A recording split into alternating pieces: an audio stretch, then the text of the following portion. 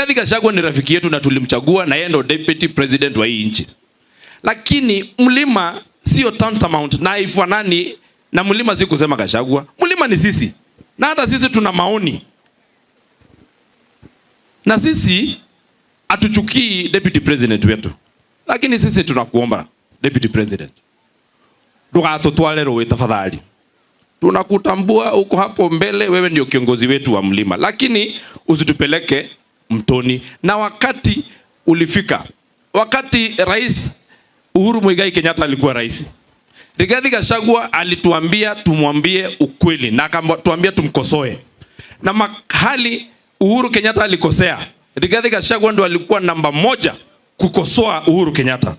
Sasa amefika kwa kiti, sasa anatuambia tusimkosoe yeye. Ni lazima tukukosoe. Naibu wa rais, ukifanya makosa tutakuambia. Kwa hivyo ni vizuri tuambiane ukweli. Na ni vizuri kama sisi wana Kiambu tulisema yes, ndio fertilizer iendelee kupatiwa wakulima. Tulisema yes, ndio sanitary towel na pads bei ishuke. Nilisema yes, ndio to protect our local manufacturers, wanaitwa Buy Kenya, Build Kenya. Ndio nikasema yes siku ya jana. Vitu mingi sana zinatoka ng'ambo. Sasa wewe ukiweka kiwanda chako hapa Kenya unafunga kwa sababu haina customer. Vitu za kutoka China, vitu za kutoka India ndio ziko chipa kuliko ya wale ambao wako na viwanda hapa kwetu Kenya.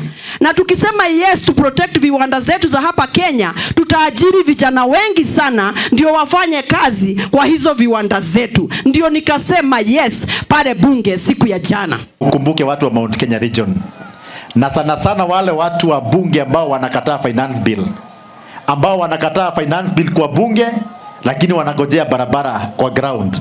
Hizo barabara zao utupatie sisi, kwa sababu sisi ndio tuko nyuma yako. Na sisi wote ni wa Kenya.